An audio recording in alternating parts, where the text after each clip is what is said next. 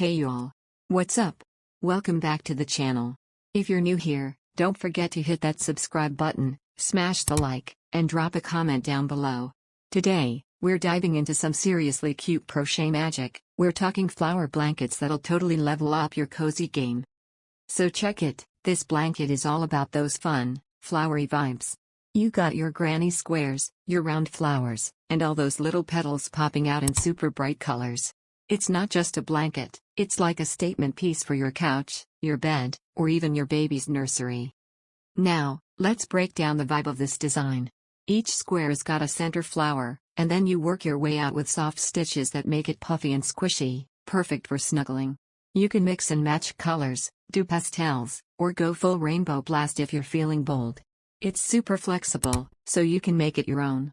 What's cool is the pattern is repeat-friendly, so even if you're just chilling and watching Netflix, you can knock out a few squares and stack them up.